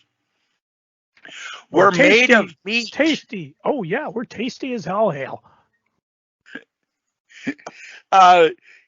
There's always one book in previews that I'm just geeming over, that I just can't wait to get. A book that I wish I had in my hands the minute I read it, and that one is on page 414. The Best of Simon & Kirby's Mainline Comics. This was their self-published stuff, and Tomorrow's is putting out a hardcover, 256 pages. The 4 titles, Bullseye, Foxhole, Police Trap, and In Love, look to build off their reputations as hitmakers in the Western war, crime, and romance. But the 1950s backlash against comics killed any chance at success. So Mainline closed its doors after just 2 years. Tomorrow's Publishing is compiling the best of Simon & Kirby's Mainline comics, including all the stories with Simon & Kirby art, as well as key tales with contributions by Mort Meskin and others. The Best of Simon & Kirby's Mainline Comics presents some of the final and finest work Joe and Jack ever produced. Yeah, and I will talk about this a little later in the show when we get to Freaking and Geeking, but I am really looking forward to this. These are more Kirby comics I've never read because they've never been reprinted. Joe? I'm on page 358. I saw it. This is from Last Gasp, I believe a current printing of a book I remember reading as a kid. Yes. And it's out again. It's actually resolicited from December 22, so I don't know what happened. But it's life in Hiroshima during the war, World War II. It was difficult for a 6-year-old, how do you say his name? KG? Let's see. They made their best of it. On the way to school one bright August morning, he was unaware his hometown would soon be turned into a world of horrors. That morning, he watched a single airplane soar through the clear blue sky, carrying with it the most powerful weapon that had ever been created, the atomic bomb codenamed Little Boy, about to fall on the city, changing his life forever. It's a true story. So you get to see what the bombing of Hiroshima and its effects are seen through the eyes of the cartoonists that survived it. I actually used this once in college as part of a term paper, and the teacher, it was basically on the effects of a nuclear attack on Minnesota, and the teacher was like, a professor was like, why don't you just teach the class I was going to do? And I said, if you're serious? He goes, yeah, I'll make it part of your grade. So I use this as part of describing to the class what they may see when they surface from their basements, assuming they made it there after an attack. And it's riveting. I have an original. I just want to point it out because here's your chance to pick it up if you have not been lucky enough. This would be one of those books, if I had a shop, I would buy several of and just keep it on the shelf because it's got a long shelf life. I mean, I'm talking, I was back in college, 83 to 87. So that tells you how long this has been in print and how it still resonates today. Cory? My next book is actually my last comic, and it is in the manga section, page 465. Yashahime, Princess Half Demon, Volume 3. This is a sequel to Inuyasha. I have the first volume is out, second volume's on its way. This is the third volume. It is not by the original series creator, but it does follow the storyline. It's very entertaining. I don't know a lot about manga, but I tend to, if I've read something, I'm going to read more of it. I really like this book. It isn't as sitcom-y as Inuyasha was. It's more serious, but it's just as good, and I recommend it for those of us who don't know a whole lot about the manga world. Joe?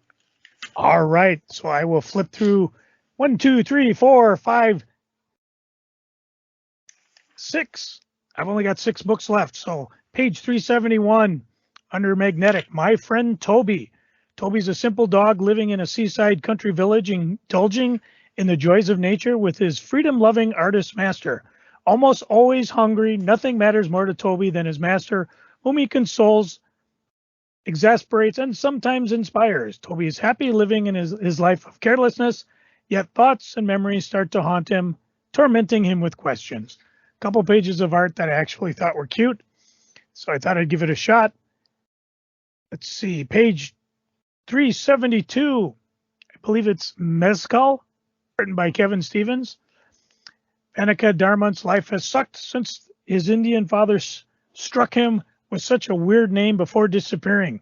When he comes home from his soul-draining job to find his mother dead from an overdose, he decides to abandon the debt she left him and find a new life in Mexico. But trouble soon follows him like a shadow, and he soon finds himself wrapped up in a world of drug smugglers, white supremacists, and federal agents. In the middle of all that, however, one good thing happens. He's introduced to Leela, and when she's kidnapped, rescuing her becomes his single purpose. And they pull a hat trick because they got all 3 of them. Convoy, another one by Kevin Stevens. Wait a minute, is this all him? Oh no, my friend Toby was Gregory Banucci.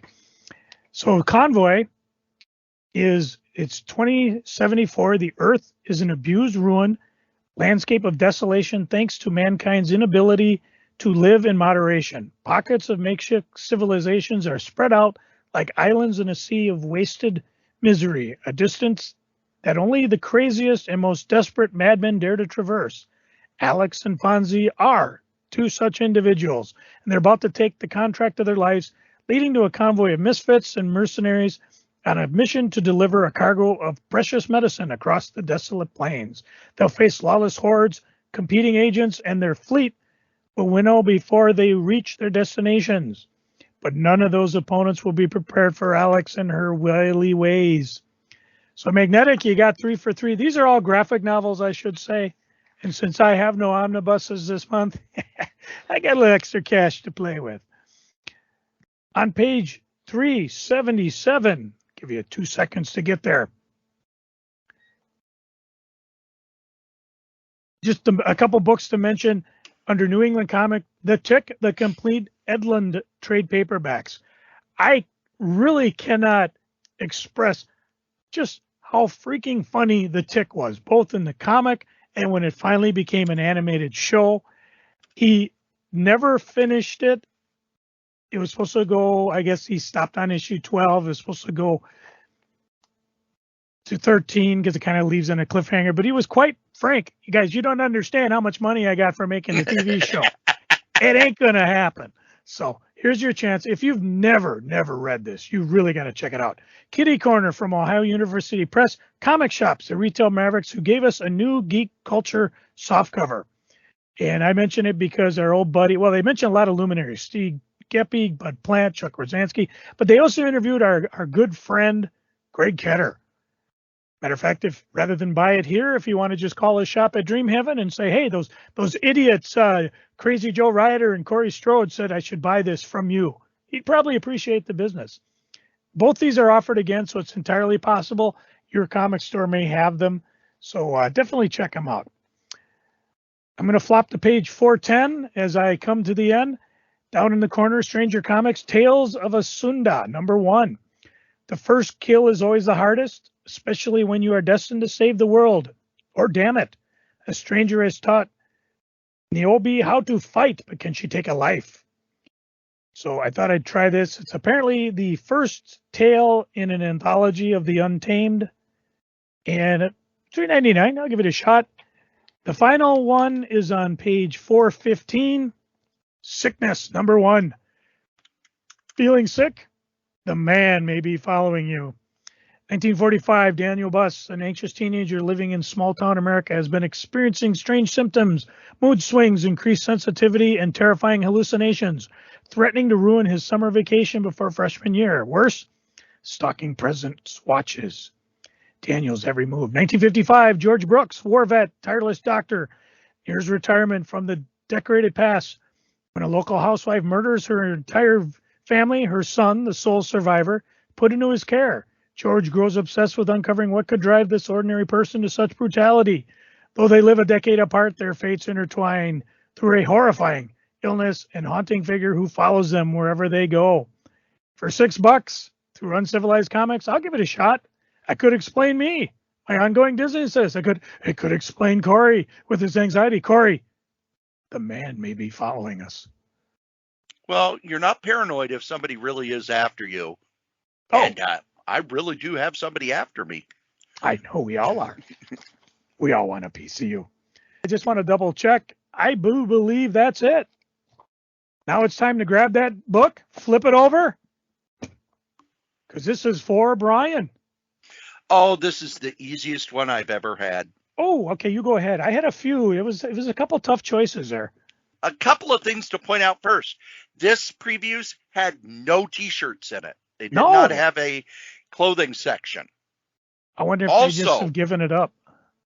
Also, in the toys, if you notice, they're not grouping them so much by manufacturer anymore, but by characters such as DC Heroes, Demon Slayer, Evangeline, Marvel Heroes, G.I. Joe.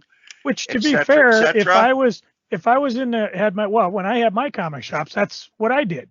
Yeah. You had everything together in their family. It didn't really matter what it was, be it granted Funkos may be the only one that's kind of a exception to that, but I never had to deal with that because they weren't around when I had my store.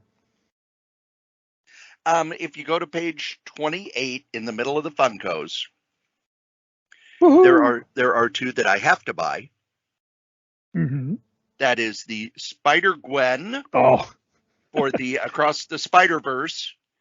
Then the Pocket Spider-Man Across the Spider-Verse figure keychains. Got to get the Spider-Gwen.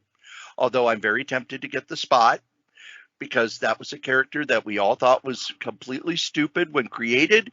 And then when Mark Waid wrote Daredevil, made the Spot creepy and scary as hell. Mm-hmm.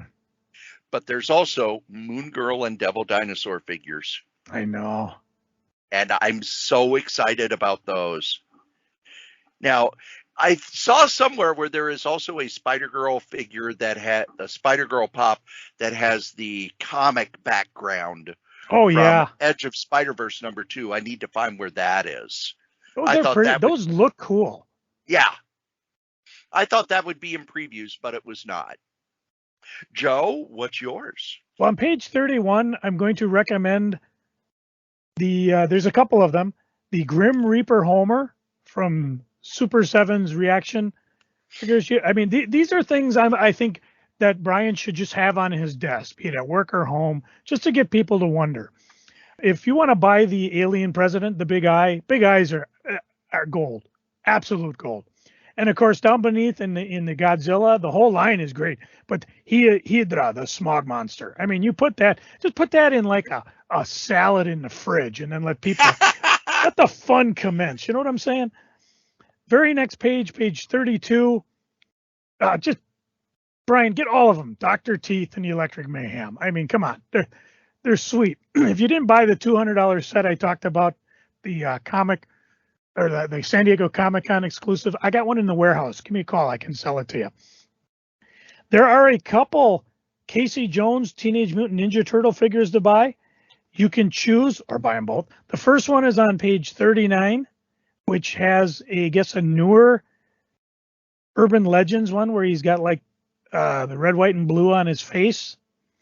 And then, of course, if you want the more classic one, way up on page 64, you'll also got a choice to pick up the one where he's wearing more of the hockey mask, the one that we remember from the comic store. If you've got a lot of action figures and you're not quite sure what to do, well, go to page 43. There you got Major League Wrestling Championship belt collection.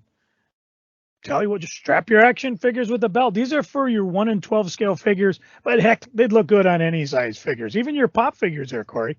And then, of course, I'm always in the mood for a pop figure. And I expect you, Brian, to get all these because I didn't really have a super expensive thing this month that impressed me. But on page 75, the Pop Mr. Simpson Alien Mr. Burns preview exclusive figure. This one's available now, so you could, because it actually came out last year. So give a yell to your comic store. They may have it, or they could probably order it. Matter of fact, that was one thing I noticed as I was going through the previews. A lot of these things are available now. So if you like those Power Ranger figures, like that Ultimate Zord on the same page, just across from them, or you want to go down and get the Poochie figure. Don't know why you would. Although the Homer Simpson with his mouth open is pretty cool. These are all available now. We don't really have a decent comic toy store like the way I had it when I was around, because I'd have had all these in my shop. But you can order them now and you can get them. So when you're going through previews, keep an eye to see what is like new and what is available now. And I don't know, is that? Yeah, there's a lot of things that are available now. The other thing to notice too is like back on that page 39 where they got the Teenage Mutant Ninja Turtle arcade Krang extra large figure. A lot of these have been pre-ordered from your shop. So if they're prone to order toys, they may have them coming. Let them know, or just order them now because they'll definitely worth a reorder. And that's all, folks. And here's the ad. Our newest sponsor is NordVPN. Let's be honest, if you're out on the internet, you need a VPN to protect you. There's all sorts of things going on the internet where people can track you. You could accidentally download a keylogger, all sorts of things. NordVPN gives the best security possible. It has a password manager which generates complex passwords, syncs across all your devices, stores your notes and credit card information.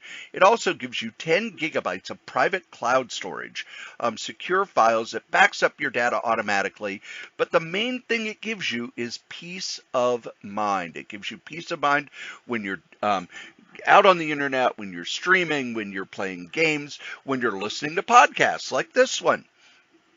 It gives you safety anywhere at any time. It protects your online activity.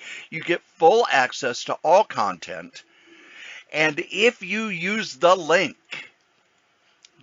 go.nordvpn.net sh3ku, it'll take you to where you can get a great deal for a 1-month plan, a 2-year plan, a 1-year plan. They are our newest sponsor. We're happy to have them. And if you would like to sponsor something here at any of the podcasts on the Solitaire Rose Network, you can. Just email me, solitairerosenetwork@gmail.com. Thanks. And here's my other comic. All my other podcasts. The Solitaire Rose Radio Network is currently on a pause. Basically because COVID-19 has made it so that I have to work a lot of extra hours at both jobs. But you can still go and listen to my other podcasts. Now, you're probably listening to Crazy Comics and Stories, which is the main podcast. But on this same feed, KRAYZCOMIX, is Solitaire Rose Radio, the solo radio podcast that I do. I've done interviews, I've done short stories, I've done all sorts of things, and you can get to it right here on this same feed.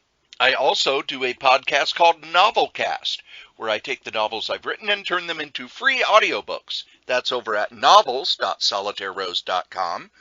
Dangerous Dan Moore and I, and of course Wolfie B. Bad, give you bad advice over at badadvice.solitairerose.com. You send in your questions and we give you the aforementioned bad advice. And then myself and Adam Vermillion from For the Love of Comics do the Fantastic Forecast at fantasticforecast.solitairerose.com, where we go through the issues of the Fantastic Four, 4 issues at a time, to give the plot and commentary on each issue. That's not all. Yes, I'm crazy. I still, over at pwinsiderelite.com, every week on Wednesday, do a recap of the latest episode of AEW Dynamite. I write up what happened, and then myself and Anthony Pyrus we'll do an audio. Now, you can only listen to the audio if you're a member at pwinsiderelite.com. And if you're a wrestling fan, you should be, where we then break down the episode, talk about what we liked, what we didn't like, give it a grade, and let you know if you should have watched that episode. Those are the other podcasts here at the Solitaire Rose Radio Network. Thanks. Although I wouldn't surprise if you did a comic. You were close. It's time for Freaking and Geeking. Joe, what are you freaking on? Well, I went to the last MCBF Comic-Con. Not officially because I was sick. You know what I mean? Anyways, I'll talk about the geeking side in a minute, but freaking wise, I didn't do very well. You know, I brought stuff to sell. I had 8 short boxes. Actually, I brought about 10. I brought quite a few short boxes of stuff. I didn't sell much. And a lot of it's because things that, I don't know if we've ever talked about it on the air, Cory, but, you know, my stock is just not, it's old. I mean, I put a lot of new stuff in there, things I'd never had before.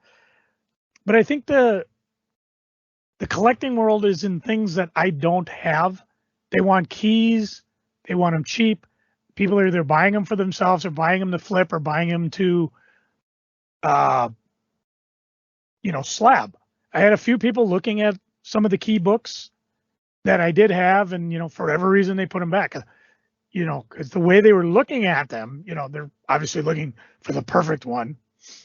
I did talk with Tim at Granite City about CGC, and he said something interesting that I thought was kind of just one of those things to borrow an old Arsenio Hall phrase, things that make you go, Apparently, when you send books into CGC, you can pay an extra $20 to have them pressed, which tends to result in you getting an extra half grade to a grade on your book. Ooh. And I thought, what bullshit is that? Oh, yeah, we'll press your books for you. Because that seems to be an ongoing thing. There are actually people, if you're interested, at least if you're in the Twin Cities area, that I could refer you to that press books. But CGC also allows you to do it. Tim, through his, he's Tim from Granite City, does a lot of CGCing, and I've got some books I'm going to send in with him. But he said it's always worth the extra $20 just to do it, because he says in his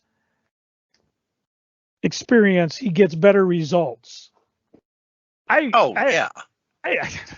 still call bullshit on that, but you know it could be legit. But I'm also like CGC, like, well, he paid $20, we better give him a better grade. Instead of 5.0, let's give him 5.1. I don't know. Just one of those things that make me go, So, but like I said, I didn't do a lot in sales. I was hoping to do a lot more. That's all I'm going to say about that. Cory, what you freaking on? Al Jaffe passed away at 102 this week. Most people know Al Jaffe from his enormous time at MAD. He started at MAD in 1955 and was there until he retired 4 years ago. Even when MAD went all reprint, he was still doing a new fold-in every issue. He then retired. It has passed on to another artist. I remember when Al turned 100, there was this big campaign to have everybody send him birthday cards, which I did. And he was active up until he passed. I also want to talk about the career most people don't know about, which for most cartoonists would have been a huge career, and we would have remembered him for that. And that is, he started at Timely, which then became Atlas and then became Marvel, in 1942. He worked on a number of humor features, including Inferior Man and the comic that is still in print today, if you go to Marvel Unlimited, Zippy Pig and Silly Seal. He created Zippy Pig and Silly Seal. When he was going around with his portfolio, people would ask him, well, who wrote that gag? Who wrote that? And he had no idea that the people who wrote the gags were not the same people who drew it. He went into the military, worked in the military, and actually did a lot of drawing of blueprints, which is why when you see his stuff in Mad, his inventions and his blueprints and stuff, they look very detailed and very legit, because when he was in the military, he was taught how to do that. And I still remember his inventions in Mad. You would look at them and go, oh, that could work. It's silly, but it could work. When he came back, he went back to Timely. He became an editor at Timely and edited their teen humor books, which were all Archie knockoffs, such as Patsy Walker. And he did that for almost 10 years. Stan edited the superhero and adventure and all the other science fiction books. Al Fago edited all the funny animal and kids books, and Al Jaffe edited the teen humor books, which was weird because Stan, most of the writing he did was with the teen humor books. That's where his heart lied. But he had edited the entire line back in the early 40s, so when he came back from the war, they were like, okay, you've still got the superhero and the adventure and the crime and all that. It was when Timely slowed down their publishing. He went for work. He got work with his old friend from high school, Will Elder, working for Harvey Kurtzman. And while he had one article in the second issue of Mad as a magazine, he was one of the guys who left with Harvey Kurtzman to go work for Hugh Hefner on the magazine Trump, which only had 2 issues.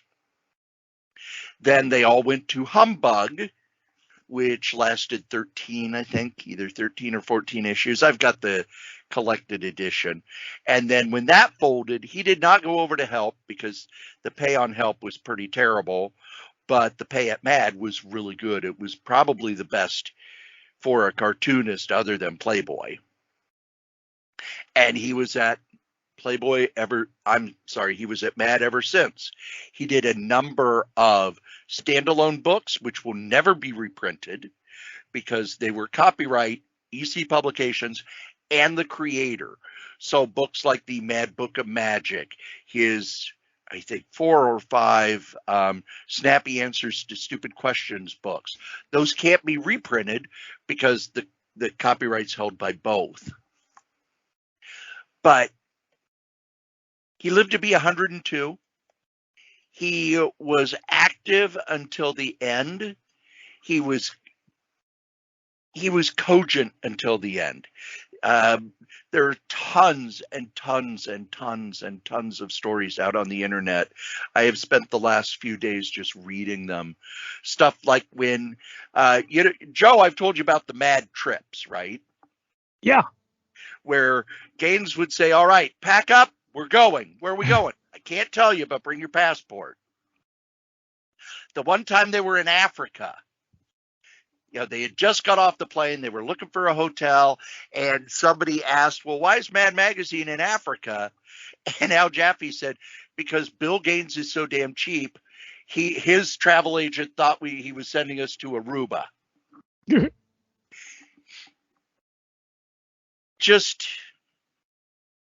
I think that means, well, Al Jaffe was not one of the original EC people, but he was one of the one of the grand old men of Mad.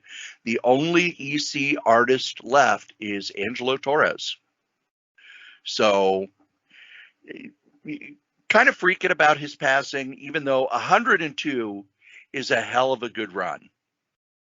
And just go onto Facebook and look up Al Jaffe just to see the stories people have about him, the art that he did. He had such a distinctive style and such a distinctive sense of humor that you could almost just look at something, even if he only wrote it, and go, yeah, that's Al Jaffe.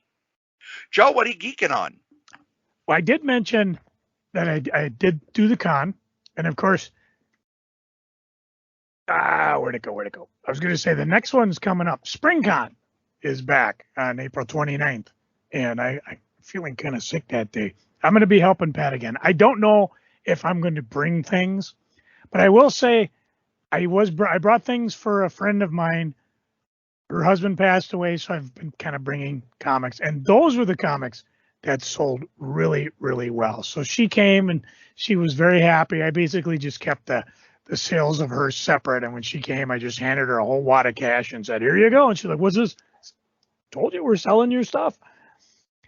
I didn't spend a lot of money, mainly because I don't know, I just in the mood. But I did pick up some interesting things, and I got them all autographed because, I like signed things.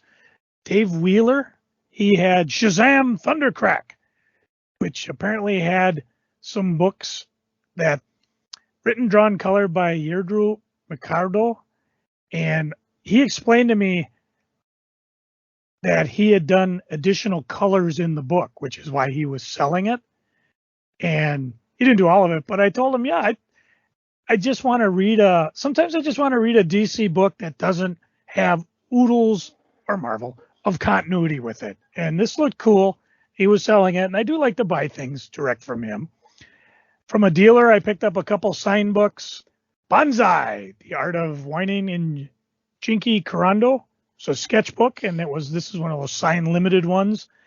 Cory, do you remember Raver that Walter Koenig did? Yeah. For Malibu? I have the first issue that he signed. It was like a chrome one that and this was before certificates of authenticity were cool. And I thought, well, that's cool. I don't have his thing.